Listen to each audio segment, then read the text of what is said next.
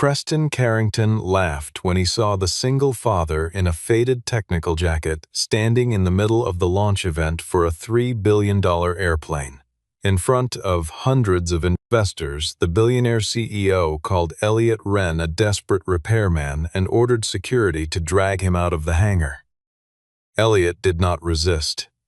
He only warned that the test flight would not come back if the tail control system was activated. When the chief of security scanned the small metal badge in his hand, the screen turned red and displayed two words that changed everything in the room: Founder Authority. If you enjoy stories about quiet men who get humiliated before they get proven right, tap subscribe now so you never miss the next reveal. The morning of the launch began under a sky the color of brushed steel, and the testing campus of Carrington Aeronautics Group in the state of Washington had been transformed into something closer to a coronation than an engineering event.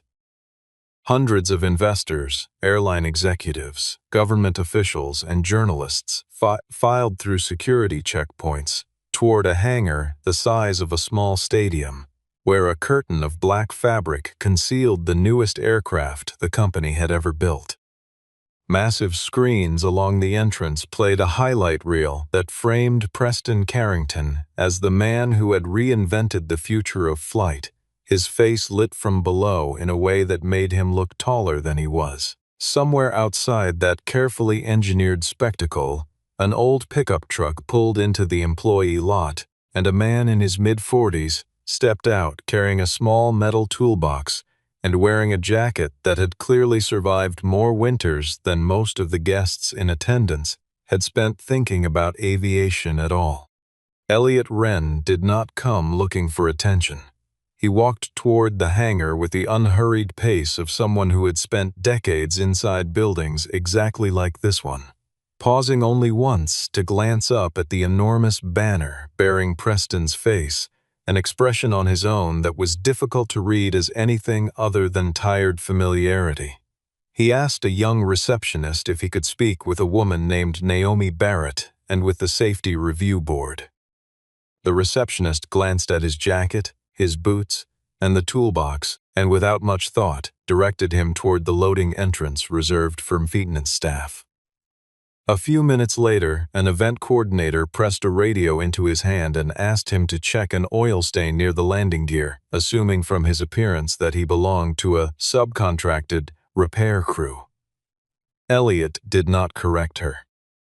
Instead, he used the detour to walk the length of the aircraft, and it was there, near the tail assembly, that he noticed the actuator housing had been replaced recently, its paint still slightly different in shade from the surrounding panel.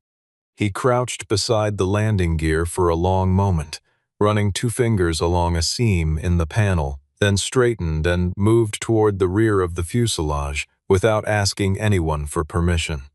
A junior technician nearby assumed he had been sent to inspect the hydraulic lines and simply nodded at him as he passed. And Elliot let the assumption stand because it gave him the access he actually needed. Naomi found him a few minutes later in a maintenance corridor, and the moment she recognized the calm, deliberate way he studied the tail section, she understood that this was not a man who had wandered in by accident. She told him quietly that after the final pressure test, the flight control system had produced an unusual oscillation at a speed range that matched the early stage of takeoff.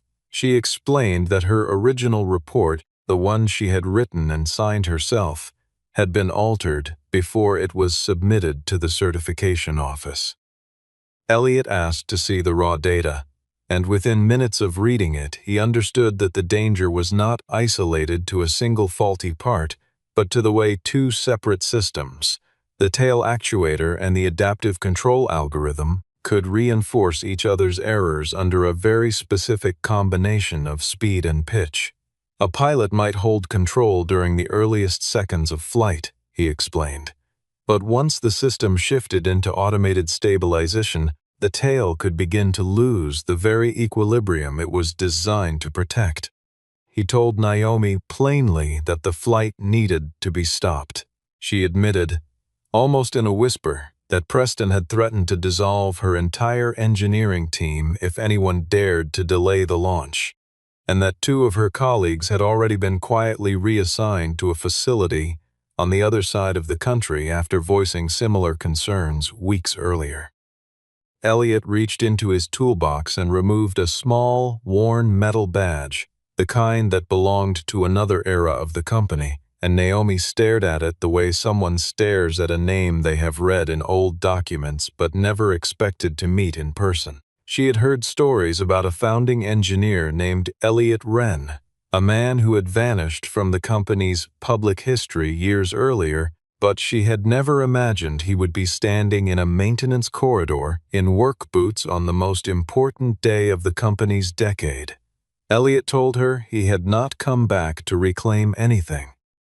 He had only come to make sure that no airplane left the ground carrying more danger than anyone in that building was willing to admit.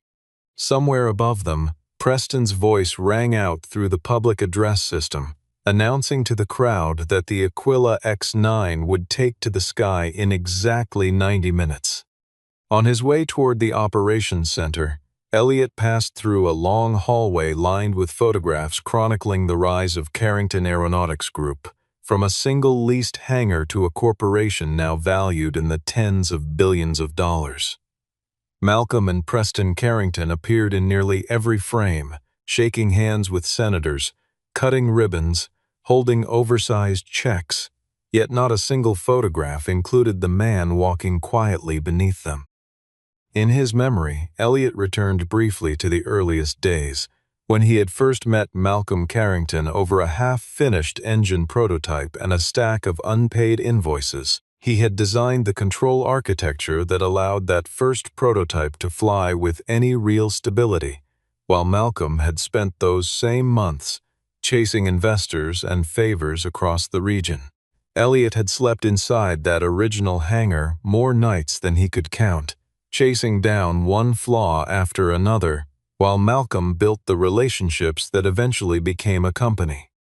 In one photograph near the far end of the hallway, taken long before either man had any money to speak of, a much younger Malcolm Carrington stood grinning beside a plywood workbench, one arm slung over the shoulder of a lean, exhausted engineer who was not identified anywhere in the caption beneath it. Elliot remembered that particular afternoon clearly, remembered the smell of solder and burnt coffee, remembered believing that if the prototype ever flew at all, it would be a small miracle. When they formalized the business, the 2 men agreed on a simple division of responsibility, with the Carrington family managing capital and Elliot holding authority over engineering and safety. That balance held until Elliot's wife died of illness, and he chose to step away from daily operations to raise their young daughter alone. Malcolm never pushed him to return, and he preserved every founding right Elliot had earned, understanding that some debts are not measured only in shares. After Malcolm's death, however, Preston inherited control of the company and quietly began rewriting its story, presenting his father as the sole visionary behind its rise, while erasing any trace of the engineer who had once kept it airborne. Elliot's name disappeared from the corporate website, from recruiting materials, from anniversary celebrations, and from the very hallway he now walked through in silence. He had known about the erasure for years and had chosen not to fight it, believing that his silence would cost nothing beyond his own pride. It was a quiet miscalculation. Younger engineers joined the company with no memory of the principle the business had been built on, the belief that no launch date mattered more than a flight that could safely come home. When Elliot reached the operations center, his temporary badge failed to open the door, and a staff member told him to wait near the maintenance bay instead. It was there that Preston, trailed by a cluster of investors, walked past him and stopped, eyeing the jacket and the toolbox with open disdain, asking who had allowed a repairman into an area reserved for guests of honor. Elliot gave his full name without hesitation. Preston did not recognize it, and instead mocked the surname Wren as belonging to some unemployed consultant who had once sent the company a string of irritating emails. Elliot asked only for 10 minutes to present safety data that could not wait. Preston told him, loud enough for the surrounding crowd to hear, that no one who truly understood aviation would arrive at a launch event driving a 20-year-old pickup truck. Elliot tried once more to explain the resonance failure building inside the tail control system, but Preston spoke over him again and again, twisting a legitimate warning into what looked like a public disturbance. When Preston learned that the man before him was a single father who had left the industry years earlier, he seized on it, telling the gathered crowd that the company could not afford to pause a $3 billion program because one man had walked away from engineering to live, in his words, an ordinary life. In front of the assembled journalists, Preston introduced Elliot as a freelance technician manufacturing a scandal in search of employment, and Blaine Rothwell added that men who fail in their careers often like to claim they once helped build great companies. Elliot did not react to the insults directed at him personally. He asked instead, in a level voice, whether Preston was familiar with test report number AX9-TC-118, and something in Preston's expression flickered, because that report was the very one that had been quietly altered before submission. Naomi started to step forward to confirm the truth, but was held back by a supervisor before she could speak. Elliot warned again that the aircraft could not be cleared for flight until the engineering team re-examined the adaptive control software. Preston reminded him, with theatrical patience, that he was the chief executive and the only person in that building with the authority to decide which aircraft flew. Elliot answered simply that executive authority did not override the laws of physics, and the comment drew scattered laughter from several investors, which only deepened Preston's anger. He snatched the metal badge from Elliot's hand and told the crowd that sentimental keepsakes did not make a man an engineer, then dropped it onto the control desk as though discarding a piece of trash. Preston ordered Dana Cole to escort Elliot off the premises. Elliot walked willingly, asking only that Dana scan the badge once before handing it back to the chief executive. Preston sneered and told her to go ahead, curious whether the system would reveal a senior repairman or simply an uninvited guest. Dana placed the badge on the reader, and within seconds the entire security network shifted from a calm blue to an urgent red, sealing every door in the testing wing as a precaution. Across the largest display in the room, bold white letters spelled out a name and a designation that no one present had expected to see that day, identifying Elliot Wren as founder number 2, guardian of airworthiness, holder of permanent emergency authority. Dana checked the reading 3 times, but the result never changed. She turned the screen toward Preston and read his own company's authority structure back to him, in front of the crowd he had just tried to impress. The laughter that had filled the room only minutes earlier evaporated into an uncomfortable silence. Elliot retrieved his badge and formally invoked the founder safety protocol, requesting an immediate suspension of the flight. The countdown clock on the main stage froze at 63 minutes remaining, and Preston understood, with a cold and sinking certainty, that he had just humiliated one of the 2 men who had actually built the company bearing his family's name. Preston insisted the security system was outdated and demanded that Dana override the warning.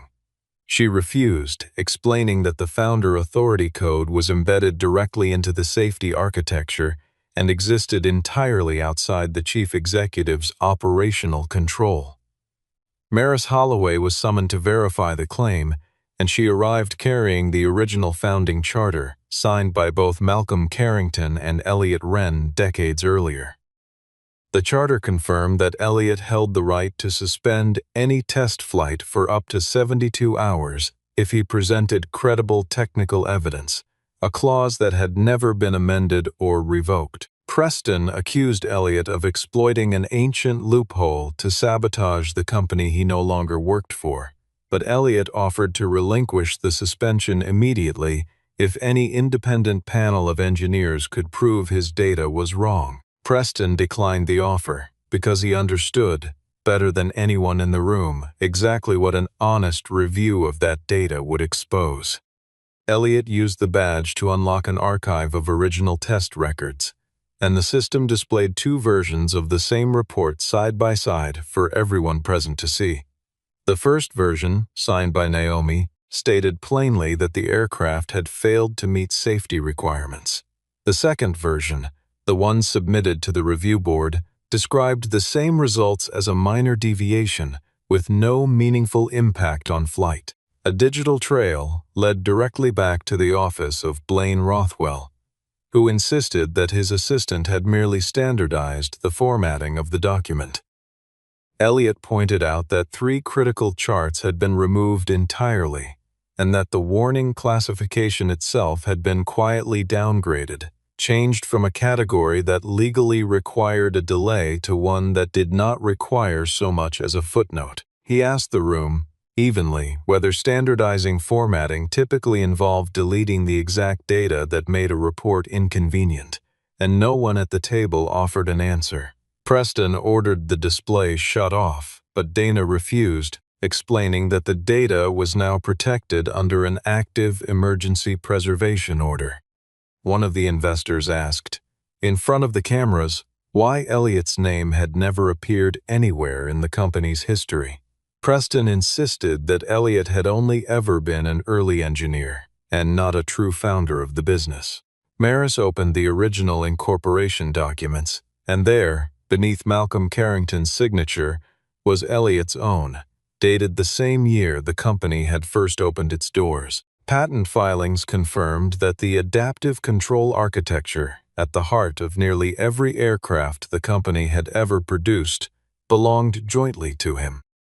A second document, older and slightly yellowed at the edges, showed the original founding agreement dividing responsibility between the two men, a clause that had never once been rewritten in 18 years, despite every attempt made to quietly bury it in later filings.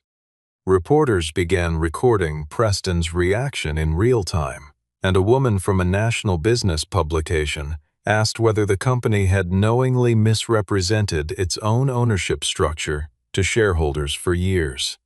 Preston tried to deflect the question by insisting that founding status was a matter of semantics rather than fact, but Maris interrupted him gently, reminding the room that semantics did not typically come with a notarized signature and a registered patent number. Elliot made no attempt to use the moment for personal vindication, and he did not raise his voice or seek out the cameras pointed in his direction. He asked only that the guests clear the testing area so the engineering staff could begin their work without interference, and Preston, faced with a room full of witnesses and cameras, had no choice but to comply publicly, even as he quietly sent Blaine a message preparing a way to get the aircraft into the air before the suspension order could reach federal regulators. While Elliot stepped into a review room with Naomi, a tow vehicle began quietly moving the Aquila X9 toward a secondary runway on the far side of the campus. Inside the review room, Elliot worked alongside Naomi and a small team of engineers, tracing the flaw to the exact moment the flight computer transitioned from manual takeoff assistance into automated climb stabilization. The defect had never surfaced in standard simulations because the testing scope had been deliberately narrowed under pressure to meet the launch deadline. Naomi admitted that 3 engineers had recommended delaying the flight months earlier and had been quietly reassigned for saying so. Meanwhile, on the far runway, Preston personally walked the test pilot toward the waiting aircraft, insisting that Elliot's suspension order applied only to the official demonstration flight and not to what he called a simple relocation maneuver. The real plan, unspoken but obvious to everyone involved, was to let the aircraft accelerate down the runway, lift briefly, and return, just enough to manufacture footage suggesting the flight had already succeeded. The tow crew moved with the practiced quiet of people who had been told not to draw attention to what they were doing, and one of them glanced nervously toward the main hangar as though half expecting someone to come running. Dana noticed the secondary runway's cameras had been activated and immediately understood what Preston intended. Elliot, realizing the loophole Preston was attempting to exploit, issued a new suspension order tied directly to the aircraft's registration number rather than to any single event, closing the gap entirely. Preston had already ordered the cockpit data link disabled, so the new order never reached the pilot in time. The Aquila X-9 began taxiing down the runway as Elliot and Dana ran toward the control tower, working not through force but through an emergency backup frequency Elliot had once helped install himself. The pilot heard the warning clearly, yet Preston, standing directly beside him, ordered the throttle pushed forward regardless. As the aircraft reached higher speed, the tail assembly began to tremble exactly as Elliot had predicted it would. He guided the pilot calmly through a gradual reduction in thrust rather than a sudden stop, knowing that an abrupt braking maneuver could intensify the very vibration they were trying to contain. The aircraft came to a controlled stop well before the end of the runway, with no injuries to anyone aboard, though a section of paneling near the tail had visibly cracked under the strain. That crack became undeniable physical proof of the danger Elliot had warned about from the very beginning. Preston still tried to insist it was nothing more than a material defect, but Elliot requested the flight data recorder, and the resulting graph mirrored his prediction almost perfectly. Had the aircraft actually lifted off and transitioned into automated stabilization, the crew could have lost meaningful control of the tail section entirely. The test pilot, shaken but composed, publicly confirmed that Elliot's intervention had likely prevented a catastrophic outcome. Dana discovered that Preston had specifically ordered the emergency alert system disabled before the taxi maneuver began, an act that moved the entire situation beyond a simple technical disagreement into something closer to a deliberate violation of safety procedure. Maris announced that the board of directors would need to convene an emergency session immediately. Preston, still confident, reminded everyone that he retained enough shares to control the outcome of any vote. Elliot suggested, quietly, that Preston might want to review the current shareholder registry before placing too much faith in that number, because the Wren Aviation Trust had just activated 21% of voting rights that had remained dormant for 12 years. The emergency board meeting convened inside the testing center itself, with Preston seated at the head of the table trying to reclaim some measure of authority through posture alone. He insisted that Elliot held nothing more than a symbolic stake in the business and lacked any real influence over its governance. Maris presented the full record of the Wren Aviation Trust, showing that Elliot had never actually sold his original 21% founding stake. He had simply placed it into a trust years earlier to fund his daughter's education and to remove himself from daily decision-making, while retaining voting authority in matters involving safety or fraud. Preston personally controlled 17% of the company, with an additional 9% held by the Carrington family office, meaning he could no longer dominate governance outright if independent directors chose to oppose him. Grant Hollowell asked Elliot directly why he had remained silent for so long, and Elliot admitted that he had once believed walking away from the boardroom was the safest way to protect his daughter from a fight over power and legacy. That silence, he acknowledged, had allowed Preston to slowly replace a culture built on engineering honesty with one built on obedience. Preston accused Elliot of abandoning the company during its most difficult years, and Elliot reminded him that he had stepped back from management only after losing his wife, while continuing to let the company use his patents for a fraction of their true value. Those very patents had generated billions of dollars in revenue over the years that followed. Preston had never once acknowledged that debt, choosing instead to erase Elliot from the company's official history entirely. One of the younger independent directors, a woman named Corinne Ashby who had joined the board only the previous year, asked quietly whether anyone besides Preston had reviewed the safety documentation before it reached the certification office. The silence that followed her question told her everything she needed to know, and she made a note on the paper in front of her that she would return to before the vote. Elliot made clear he was not seeking compensation or a title of any kind, only that the board suspend Preston during a formal investigation. Blaine warned that suspending a sitting chief executive would trigger panic among investors and send shockwaves through the markets. Naomi countered that markets would suffer far more if the public learned the company had knowingly tried to fly a defective aircraft to protect one man's reputation. Dana submitted internal logs, proving Preston had personally ordered the alert system disabled during the runway incident. The test pilot's sworn statement corroborated that he had been placed under direct pressure to continue despite the warning. Several directors who had initially supported Preston began quietly reconsidering their position. Preston played what he believed was his strongest card, revealing that the company depended on an $800 million payment from a partner airline called Monarch Atlantic that was contingent on a successful demonstration that very day. Without it, he warned, the company could face a serious cash shortage almost immediately. Elliot asked, calmly, why a corporation valued in the tens of billions of dollars would allow its stability to hinge on a single payment from a single client. When the company's internal financial records were finally opened for review, they revealed that Blaine had concealed a far higher debt load than had ever been disclosed publicly. The Aquila X9 was never simply a matter of prestige or innovation. It had become the final gamble in a scheme designed to cover years of reckless financial decisions made under Preston's leadership.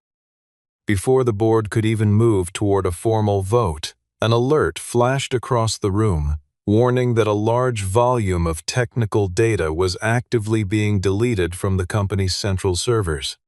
Dana immediately sealed access to the server room under the Founder Emergency Protocol. Preston protested loudly, insisting that Elliot was now attempting to seize control of the entire company through procedural manipulation. Elliot explained, evenly, that the seal existed only to preserve evidence and had no effect whatsoever on ordinary business operations. Within minutes, the technology team discovered an automated program actively erasing emails, test reports, and revision histories connected to the Aquila program. The command originated from an administrative account belonging to Blaine Rothwell, who immediately claimed his credentials had been compromised by an outside attacker. Dana produced private messages between Blaine and Preston discussing the need to, in their own words, clean up unapproved versions before the public launch. Elliot activated an offline backup archive he had personally designed decades earlier, a system Preston had long dismissed as obsolete and irrelevant.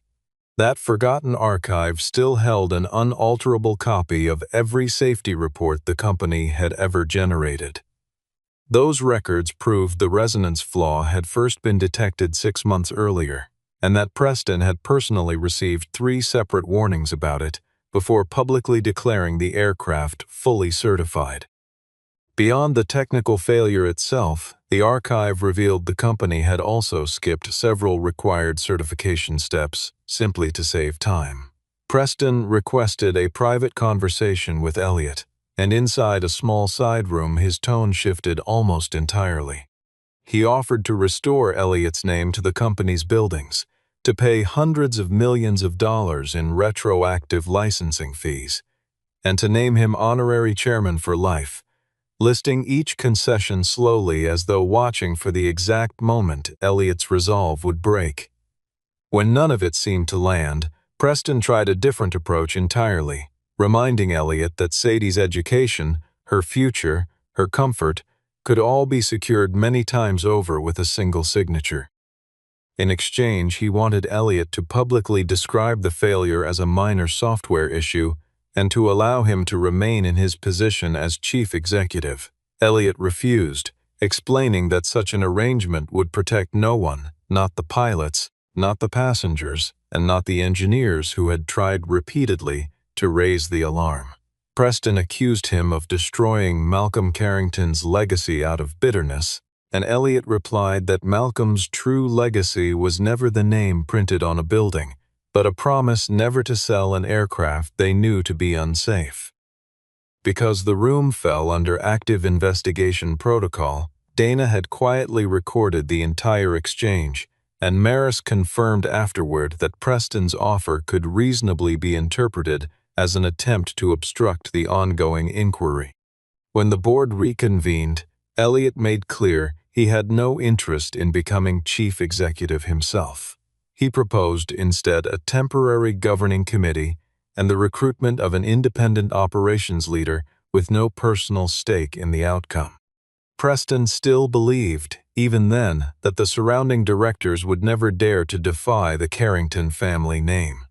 2 directors voted to keep him in place, driven largely by fear of a collapsing stock price. 3 others voted for suspension after reviewing the flight data and the server deletion logs for themselves. The deciding vote belonged to Grant Hollowell, and Preston reminded him, in front of everyone, that the Carrington family had once funded his early investment fund.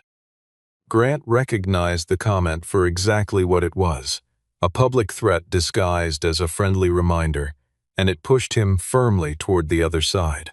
He set down his pen, looked directly at Preston rather than at the papers in front of him, and said that a company built on quiet obligations was exactly the kind of company that ended up flying broken airplanes to protect broken men.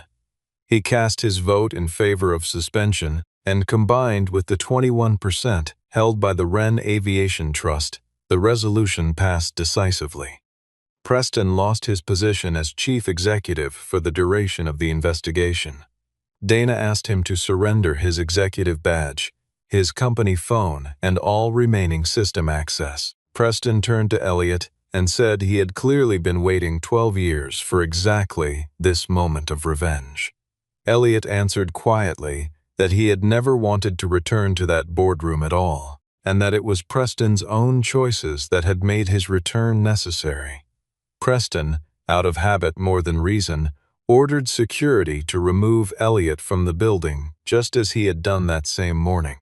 Dana calmly turned the screen toward him one final time. She explained that Elliot's access remained fully valid, while Preston's own executive credentials had just been permanently deactivated.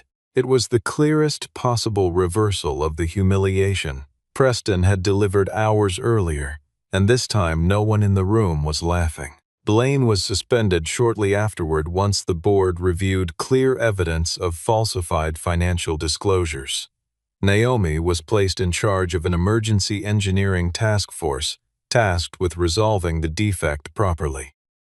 Elliot insisted that no junior engineer be punished simply for following orders under pressure, drawing a clear line between those who had knowingly falsified data and those who had merely tried to survive inside a broken system.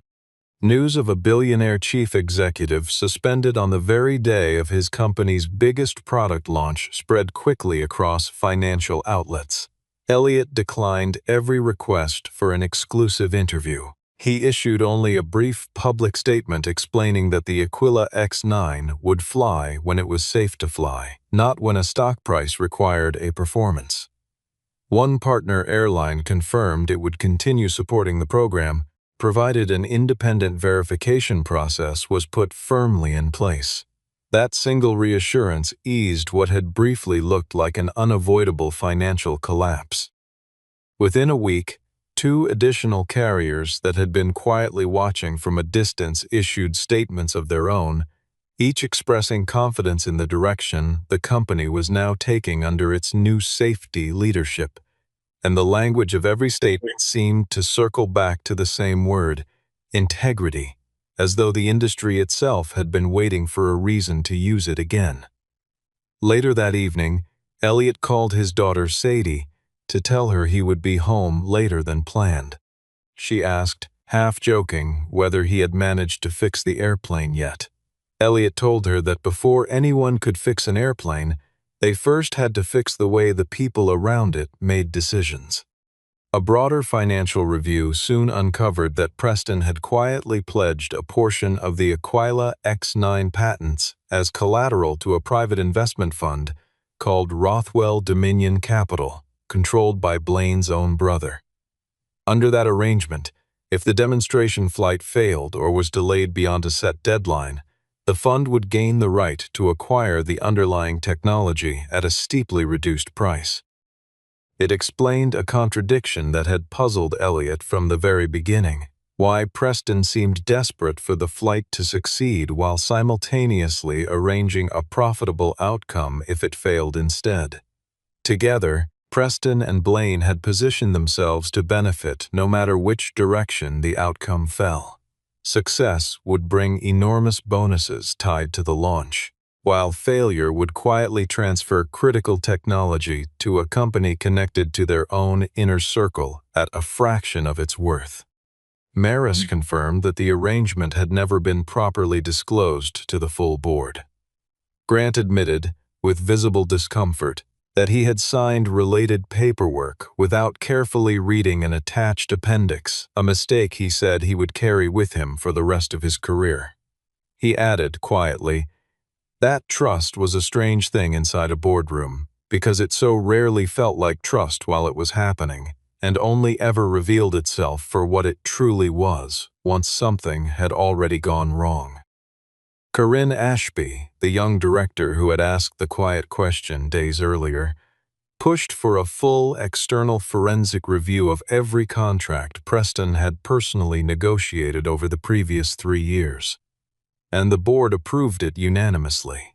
That review would eventually surface 2 smaller agreements structured in a similar fashion, though neither carried the same immediate danger as the one tied directly to the Aquila program. Elliot refused to let the board place the entirety of the blame on Preston alone, reminding them that the arrogance of one executive only becomes truly dangerous when everyone around him chooses silence. The company moved swiftly to freeze the collateral agreement through litigation, and its banking partners agreed to extend temporary credit once Elliot personally committed to overseeing an independent audit. Naomi and her engineering team spent the following months redesigning the flawed control algorithm and re-engineering the actuator assembly from the ground up, testing each revision against dozens of simulated flight conditions before ever allowing it near a physical airframe again. The work was slow and unglamorous, full of failed simulations and late nights spent arguing over decimal points that mattered far more than they seemed to. And there were no cameras present for any of it, which suited everyone involved just fine.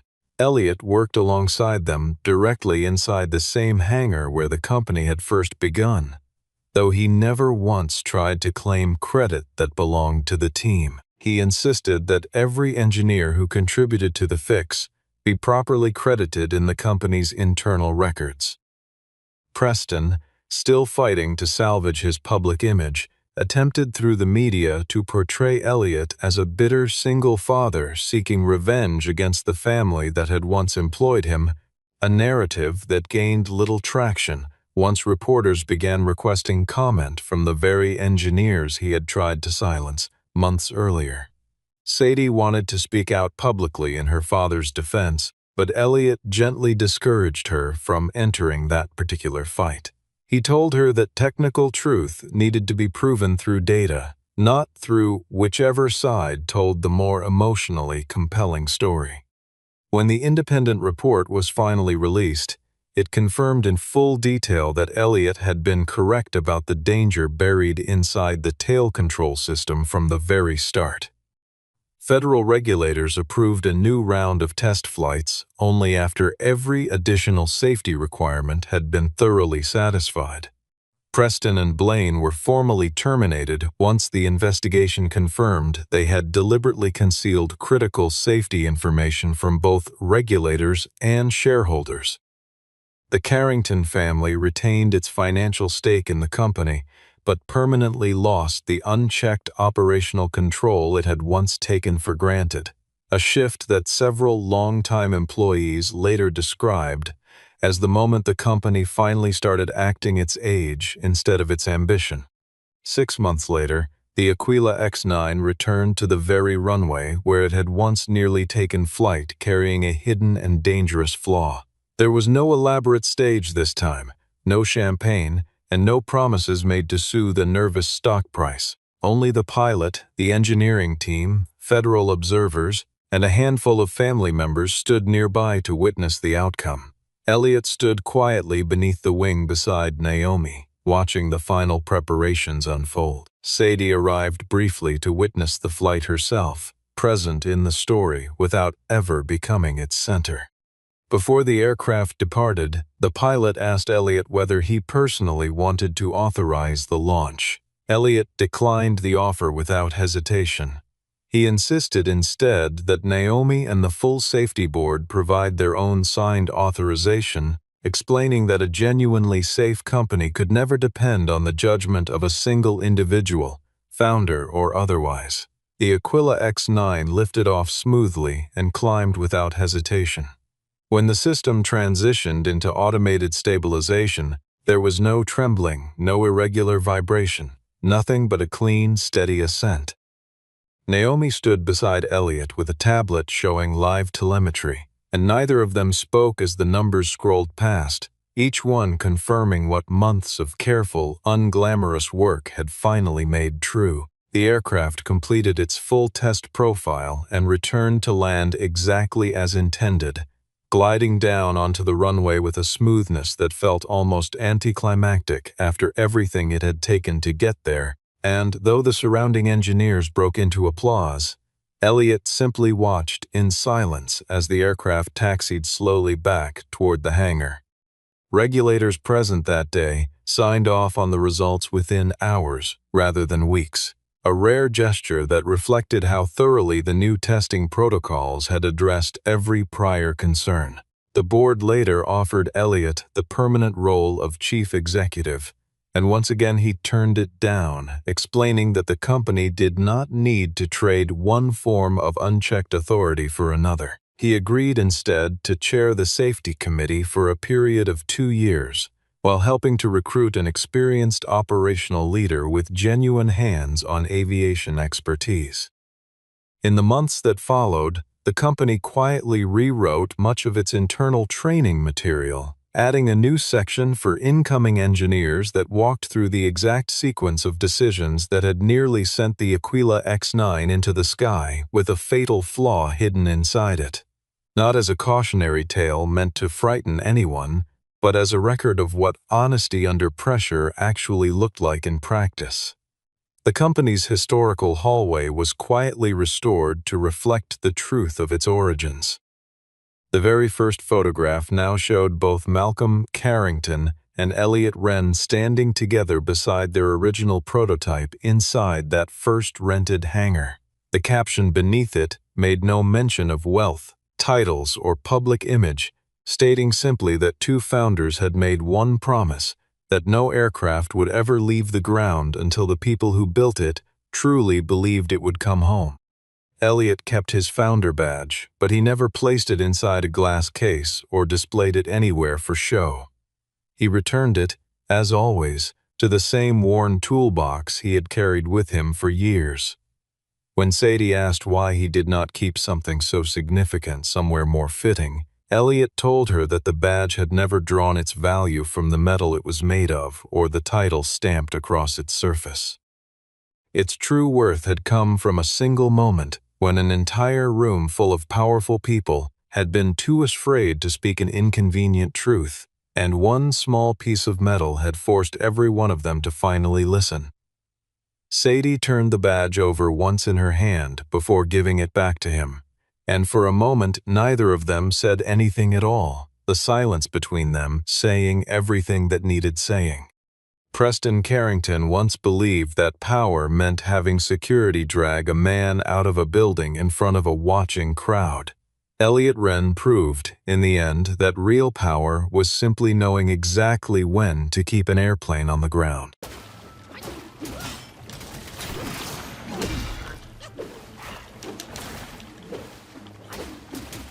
First try. Let's fucking go.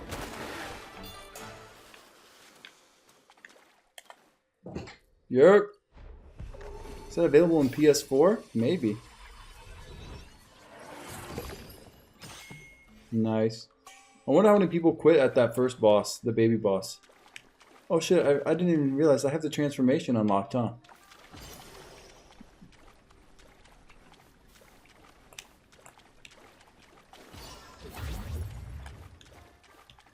Damn.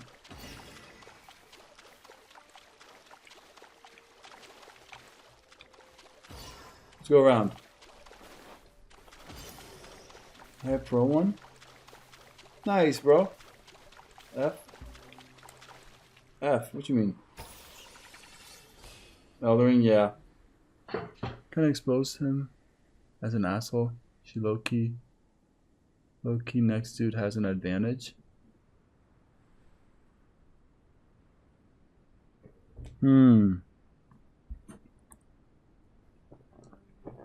Alright.